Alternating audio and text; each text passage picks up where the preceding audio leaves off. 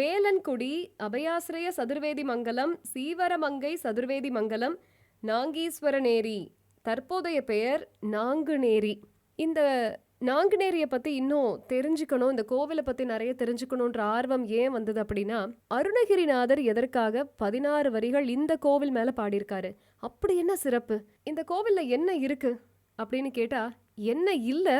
சிவபெருமான், சிவகாமி அம்மையார், தட்சிணாமூர்த்தி, விநாயகர், காசி விஸ்வநாதர், ஐயப்பர், சண்முகர், துர்க்கை, சண்டிகேஸ்வரர், பைரவர், சனி பகவான், சூரியன், சந்திரன், நவகிரகங்கள், அதிகார நந்தி, அற்புதமா ஒரு பிரதோஷ நந்தி, இப்படி கோவில்ல இருக்கக்கூடிய சாமி சிலைகளோட சேர்த்து உற்சவ சிலைகளான சுப்பிரமணியர், நடராஜர், சோமாஸ்கந்தர், இந்த தெய்வ சிலைகள் எல்லாமே ஒரு ஒற்றுமையோட இருக்கும். எந்த சிலைகளுமே கொஞ்சம் கூட பிசிறு இல்லாம அவ்வளோ அற்புதமா ரொம்ப ஒரு அருள் பொருந்தி வடிவமைக்கப்பட்டிருக்கு. வாங்களே என் கூட சேர்ந்து இன்னும் கொஞ்சம் டீட்டெயிலா தெரிஞ்சுக்கலாமா? மேகம் புரையும் விதரணத்தோர் காணா மெய் தாகம் புலர்த்த தயங்கும் என்னை தாங்காயோ பாகம் புணரும் பசும் கொம்புடையானே நாகம் புனைந்து உவப்பாய் நாங்குநேரி சிவனே. நாங்குநேரி சிவன் பதிக பாடல் வண்ணச்சரபம் ஸ்ரீ தண்டபாணி சுவாமிகள் அருளியது. திருப்புகழ்ல 1307 பாடல்கள் இருக்குது. அருணகிரிநாதர் முருகக்கடவுள் மீது இயற்றி அருளியது. அந்த 1307 பாடல்கள்ல நம்மளுடைய நாங்குநேரி திருத்தலத்தில் இருக்கக்கூடிய சுப்பிரமணியருக்கும் அவர் பாடல் இயற்றி இருக்கிறாரு. 16 வரிகள் இருக்குது. முதல் பாடல் கார்குழல் குலைந்தலைந்து வார்குழை இசைந்தசைந்து காதலொரு சிந்தையுந்து மடமானார். இப்படியா வரக்கூடிய அந்த திருப்புகழ். இதனுடைய சாராம்சம் என்ன அப்படின்னா, காம இச்சைக்கு உட்பட்டு சீரழிந்து சின்ன பின்னமா போகக்கூடிய நேரத்துல தண்டை அணிந்த கால்களை உடைய முருகா நீ என்னை ஆட்கொள்வாய். இப்ப கேட்ட பாடலுடைய சுருக்கம் இது. அடுத்த பாடல் என்ன தெரியுமா? வேணின் மதன் 5 பானம் விட நொந்து வீதி தோறும் நின்ற மடவார்பால். இப்படியாக தொடங்கி நீளக்கூடிய இந்த திருப்புகளுடைய சாராம்சம் என்ன அப்படின்னா, வாழ்கின்ற இந்த வாழ்க்கையில பல இன்னல்களுக்கு உட்பட்டு சிற்றின்பங்களுக்கு ஆட்பட்டு உண்மையான மகிழ்ச்சி எதுங்கிறத கண்டுகொள்ளாம விட்டுட்டனே இறைவா, திருமாலுடைய மருமகனே, திரண்ட மார்பினை உடையவனே, வள்ளி தெய்வானையுடன் வீற்றிருக்கும் முருகப்பெருமானே, இனி நீதான் எனக்கு அருள் செய்யணும் அப்படின்னு நாங்குநேரியில வீற்றிருக்கக்கூடிய சுப்பிரமணிய கடவுளை பார்த்து பாடியிருக்கிறாரு அருணகிரிநாதர். இது 2வது பாடல். கடைசி ஒரு பாடல் இருக்கு, அதையும் பார்ப்போமா?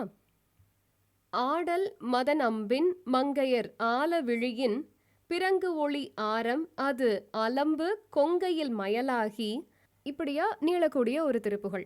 இந்த 3 திருப்புகள் தான் நாங்குநேரி தலத்தின் மீது அருணகிரிநாதர் பாடியிருக்கிறாரு.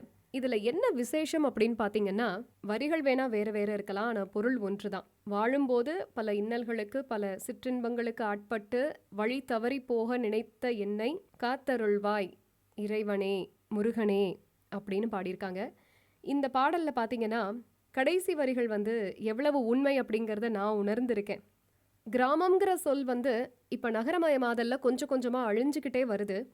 ஆனால் அந்த கிராமத்து மண்மனம் மாறாமல் இருக்கக்கூடிய ஒரு ஊர். அன்னைக்கு அருணகிரிநாதர் எப்படி எழுதியிருந்தாரோ அதே மாதிரி இன்னைக்குமே ஒரு கவிஞரால் உருவகப்படுத்தி எழுத முடியும் அப்படின்னா அது நாங்குநேரி தான். காரணம் என்ன அப்படின்னா, மேகம் படிந்துள்ள சோலைகள் விளங்குவதும் செவ்விய செல்வம் பெருகி நிற்பதுமான ஸ்ரீபுருஷமங்கை. நாங்குநேரிங்கிற திருத்தலத்துக்கு ஸ்ரீபுருஷமங்கைன்னு ஒரு பெயர் இருந்திருக்கு. ஸ்ரீபுருஷமங்கை என்னும் திருத்தலத்தில் வீற்றிருக்கும் பெருமாளே அப்படின்னு சொல்லியிருக்காங்க. இந்த வார்த்தைகளுக்கு சிறிதும் குறைவில்லாமல் இன்னைக்கும் அந்த ஊர் இருக்குது. காரணம், சிவன் கோவில் அமைந்திருக்கக்கூடிய விதம் அப்படி. சிவன் கோவில் அந்த வெளிப்புறம் அதில் தொடக்கூடிய வகையில் ஒரு தெப்பக்குளம், அதை ஒட்டி ஓடக்கூடிய ரயில் தண்டவாளங்கள், அதை தொட்டு இருக்கக்கூடிய வயல்வெளி அப்படின்னு நாங்குநேரி சிவன் கோவில் அந்த அமைந்திருக்கக்கூடிய பகுதியை யோசிச்சு பார்த்தா மனசுக்கு இதமாக இருக்கும். நான் ஏற்கனவே சொன்ன மாதிரி இங்கே வந்தீங்க அப்படின்னா மனம் அவ்வளோ ஒரு அமைதி கிடைக்கும். மன அமைதி வேணுமா, நிம்மதி வேணுமா, கவலைகளை மறந்து இருக்கணுமா, கண்டிப்பாக ஒரு தடவையாவது வாங்க. இப்போது நான் இந்த காணொளியில் உருவகப்படுத்தி இருக்கக்கூடிய சிவன் கோவில் நான் பிறந்ததுலேருந்து நான் அறிந்த அந்த கோவிலுடைய ஒரு உருவகம். சிவன் கோவில்னு நினச்சா எனக்கு இதெல்லாம் தான் ஞாபகத்தில் வரும். கோவிலுக்குள்ளே நுழைஞ்ச உடனே அந்த பிரகாரம், அதை தாண்டி போனீங்கன்னா சிவகாமி அம்பாள் நம்மளை சிரிச்ச முகமாக வரவேற்பா. கோவிலுக்குள்ளே நுழைஞ்சதும் நம்ம பார்க்கக்கூடிய அந்த உருவம் அப்படியே நெஞ்சுக்குள்ளே பதிஞ்சு போகும். சிவகாமி அம்மாவை அந்த அழகை மெய்மறந்து பார்த்துக்கிட்டே இருக்கும்போது இப்படி திரும்பினீங்க அப்படின்னா அங்க உட்கார்ந்திருப்பாரு திருநாகேஸ்வரர். அந்த இறைவனை வர்ணிக்க வார்த்தைகளே கிடையாது. காரணம், தஞ்சாவூர் பெரிய கோவிலுக்கு போனீங்கன்னா பிரகதீஸ்வரர் கோவில்ல அவ்வளோ பெரிய லிங்கத்தை பார்க்கும்போது இறைவன் எவ்வளவு பிரம்மாண்டமானவர் அப்படின்னு நினைக்க தோணும். திருநெல்வேலி நெல்லையப்பர் காந்திமதி அம்மாள் எடுத்துக்கிட்டிங்கன்னா சிவலிங்கத்துக்கு உள்ள அபிஷேகம் நடக்கும்போது அம்பிகையுடைய உருவம் தெரியுமா. அப்போ இறைவன் வந்து எவ்வளோ பிரம்மாண்டமானவராக இருந்தாலும் எவ்வளோ பெரியவராக இருந்தாலும் அம்பிகை அவருக்குள்ள அடக்கம். அது வந்து இல்லற வாழ்க்கையுடைய ஒரு தத்துவம்னு எனக்கு தோணும். அதே நேரம் நம்ம நாங்குநேரி திருநாகேஸ்வரர் கோவிலுக்கு வந்தீங்க அப்படின்னா ஒன்றுமே இல்லைங்க, நான் அப்படிங்கிற அகந்தை அழியும் இடம் கண்டேன் அப்படின்னு சொல்லலாம். அதே உணர்ச்சி பெருக்கோடு அப்படியே பிரகாரத்துக்கு வந்தீங்கன்னா முதல்ல பார்க்கறது தட்சிணாமூர்த்தி. அந்த தட்சிணாமூர்த்தியை பார்க்கும்போது என்னால் இந்த நிகழ்ச்சியை பகிராம இருக்க முடியல. காரணம், எனக்கும் அந்த தட்சிணாமூர்த்திக்கும் ஒரு டீல், ஒரு ஒப்பந்தம். என்னன்னா, வியாழக்கிழமை தோறும் நான் உனக்கு 51 கொண்டக்கடலையை கோர்த்து வந்து கொண்டக்கடலை மாலை போடுறேன், எப்படியாவது எனக்கு ஒரு நல்ல வேலை வாங்கி தாப்பா இறைவா அப்படின்னு சொல்லி தட்சிணாமூர்த்தியை நான் மனமாற வேண்டியிருக்கேன். அதன் பலனா அவர் கொடுத்த அந்த பிரசாதம் தான் இன்னைக்கு நான் இருக்கிற வேலை. நன்றியோட தட்சிணாமூர்த்தியை வணங்கிட்டு அப்படியே திரும்பினீங்கன்னா விநாயக பெருமான் இருப்பாரு. விநாயக பெருமானுக்கு இடப்பக்கத்துல ஒரு சுவர் இருக்கும். அதுல 5 கரத்தினை ஆனை முகத்தினை இந்து நிலம்பெறை போலும் ஏற்றனை நந்தி மகந்தனை ஞான கொழுந்தினை புந்தியில் வயிற்றடி போற்றுகின்றேனே அப்படின்னு எழுதி போட்டிருப்பாங்க.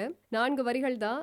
இந்த பாடல்கள் வந்து எத்தனை பேர் எப்படி எப்படி எங்க படிச்சீங்கன்னு எனக்கு தெரியாது. ஆனா நான் கத்துக்கிட்டது இந்த கோவில்ல தான். விநாயகருக்கு அடுத்ததா இருக்கக்கூடியது காசி விஸ்வநாதர் சன்னதி. காசி விஸ்வநாதரை இவ்வளவு நெருக்கத்துல அதுவும் நம்ம ஊர்ல பார்க்க முடியும் அப்படின்னு நான் தெரிஞ்சுக்கிட்ட இடமும் இதுதான். காசி விஸ்வநாதருக்கு அடுத்ததா சுப்பிரமணியர் சன்னதி.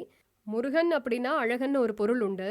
இங்க இருக்கக்கூடிய முருகன், அதாவது நம்ம ஊர் முருகனுக்கு ஒரு விசேஷம் என்ன அப்படின்னா அத்தனை ஒரு எளிமை. அந்த எளிமையில அவ்வளவு ஒரு அழகு. முருகன் முன்னாடி போய் நின்று கண்ணை திறந்து முருகரை பார்த்தா அடுத்தால எதுவுமே கேட்கவே தோணாது. அந்த அழகுல அப்படியே உருகி போயிடுவோம். நான் சொல்றது கொஞ்சமும் மிகையானது கிடையாது.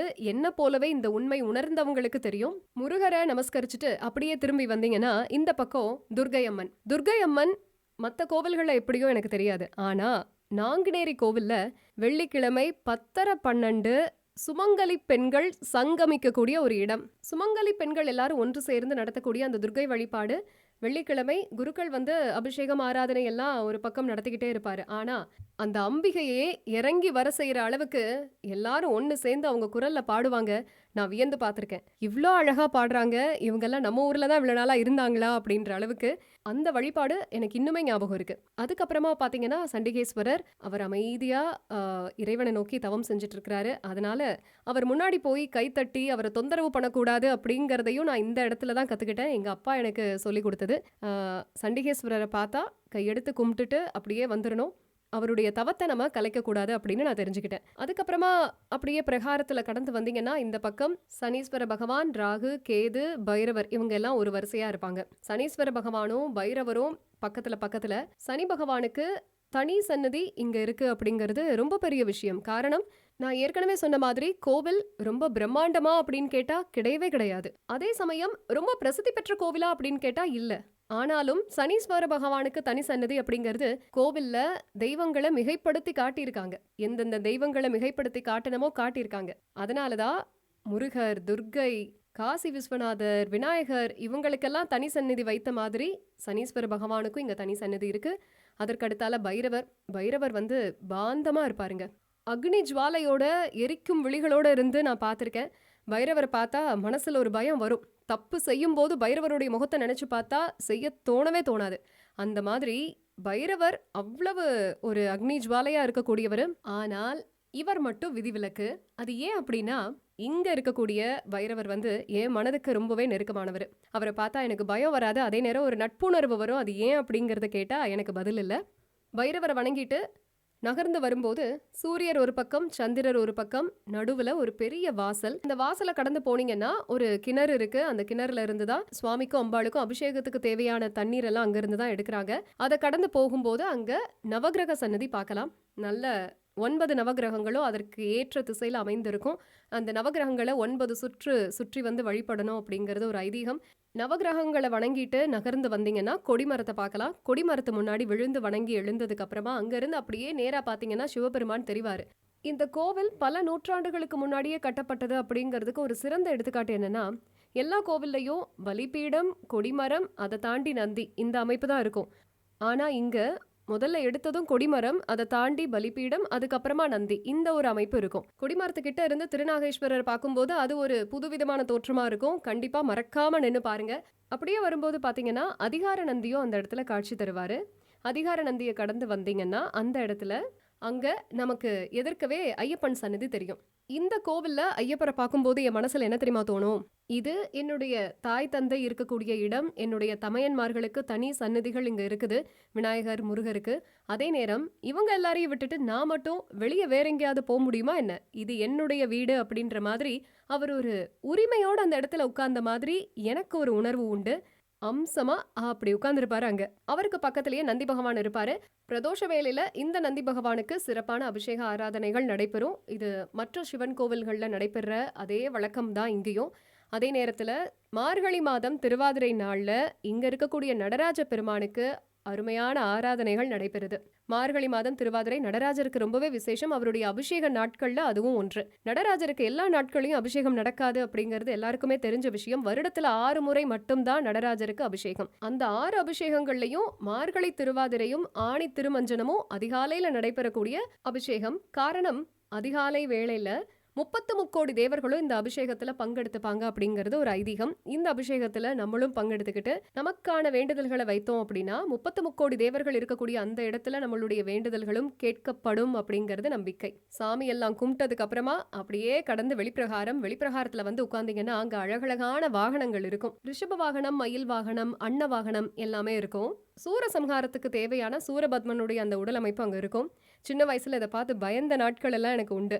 சஷ்டி திருவிழால சூரசம்ஹாரமும் இங்க நடைபெறுவது ரொம்பவே சிறப்பு. அதற்கு அடுத்தால பாத்தீங்கன்னா வெளிப்பிரகாரம். இந்த கோவில்ல சித்திரை மாதத்துல விசு, வைகாசியில விசாகம், ஆணி மாதம் தேர் உற்சவம், அதுவும் நெல்லையப்பர் கோவிலுக்கு இணையா இங்கேயும் அதே வழிபாடு முறை நடைபெறுது. புரட்டாசியில நவராத்திரி, ஐப்பசியில விசு, சஷ்டி திருக்கல்யாண உற்சவங்கள், கார்த்திகை மாதம் திருக்கார்த்திகை நடைபெறுது. மார்கழியில திருப்பள்ளி எழுச்சி 30 நாட்களும் திருவீதி உலாவும் நடைபெறுது. பஜனை அதிகாலையில அந்த பஜனை சத்தத்தை கேட்டு கண் விழிச்ச நாட்கள்லாம் நிறைய இருக்குதுங்க. தை மாதம் அமாவாசை நாள் அன்னைக்கு பத்திர தீப விழா நடக்குது. மாசி மாசம் சிவராத்திரி ரொம்ப விமர்சையா 4 கால பூஜையோட நடைபெறுது. பங்குனியில வள்ளி திருமணமும் இங்க விமர்சையா நடைபெறுது. இப்படி மாதந்தோறும் ஏதாவது ஒரு திருவிழா இருக்கிறதோட இல்லாம மாதந்தோறும் பௌர்ணமி வழிபாடு, பிரதோஷம், கார்த்திகை வழிபாடு, கடைசி வெள்ளிக்கிழமை வழிபாடு, துர்க்கை அம்மனுக்கான ராகுகால பூஜை, திருவாசகம் முற்றோதுதல், உழவார பணி இதெல்லாமே நடைபெற்று வருது. இந்த கோவிலை பற்றின ஒரு செவி வழி செய்தி என்ன அப்படின்னா, நாகர்களே இறங்கி வந்து வழிபட்டதுனால இந்த கோவில்ல இருக்கக்கூடிய சுவாமிக்கு திருநாகேஸ்வரர் அப்படின்ற ஒரு திருநாமம் வந்ததாகவும், நாகசர்பதோஷம் இருக்கிறவங்க கண்டிப்பா அந்த கோவில்ல வந்து வழிபாடு செஞ்சா பலன் இருக்கும் அப்படின்றதும் ஒரு நம்பிக்கையா இருக்குது. 18 சித்தர்கள்ல ஒருத்தரான பாம்பாட்டி சித்தருடைய சீடர்கள்ல ஒருவரான பின்னாக்கீசர் இந்த கோவில்ல வழிபாடு பண்ணதாவும் ஒரு செவி வழி செய்தி இருக்குது. போகர் தன்னுடைய குறிப்புகள்ல கேரளத்தை சேர்ந்த நாங்கினசேரி அப்படின்னு இந்த தலத்தை குறிப்பிட்டு சொல்லியிருக்கிறாரு. இதுவும் ஒரு செவிவழி செய்திதான். தோராயமா 1500 ஆண்டுகள் பழமையானதா நம்பப்படக்கூடிய இந்த கோவில் முறையான ஆராய்ச்சி செஞ்சு பார்த்தா அதற்கும் மேற்பட்ட பழமை வாய்ந்த கோவிலா இருக்கும் அப்படிங்கறதுல சந்தேகமே இல்லை. நடராஜர், சோமாஸ்கந்தர், இந்த உற்சவ மூர்த்திகள் சிலைகள் அதோட சேர்ந்து இங்க இருக்கக்கூடிய திருநாகேஸ்வரரையும் சிவகாமி அம்பாளையும் பார்த்தீங்க அப்படின்னாலே எல்லா தெய்வங்களுடைய முகத்திலையும் ஒரு அமைதி, ஒரு தேஜஸ் இருக்கும். உனக்கு அருள் கொடுக்கறதுக்காகவே நான் இங்க உட்கார்ந்துருக்கிறேன், என்கிட்ட வராம நீ எங்க போற அப்படின்னு இறைவன் நம்மளை பார்த்து கேட்குற மாதிரியே இருக்கும். இத்தனை நாள் நம்ம இங்க வராம போயிட்டோமே அப்படின்னு நமக்கு ஒரு உணர்வு வரும். இந்த தலத்துடைய மகிமை தெரியாம இத்தனை நாள் தவற விட்டிருந்தாலும் இனியாவது வாய்ப்பு இருக்கும்போது கண்டிப்பா போய் திருநாகேஸ்வரரையும் சிவகாமி அம்பாளையும் ஒரே இடத்துல நின்று அருமையா கண்ணார மனதார வழிபட்டு வாங்க. உங்களுடைய வேண்டுதல் கண்டிப்பா நிறைவேறணும் அப்படின்னு திருநாகேஸ்வரரையும் சிவகாமி அம்பாளையும் ஒரு உரிமையோட நானும் வேண்டி கேட்டுக்கிறேன்.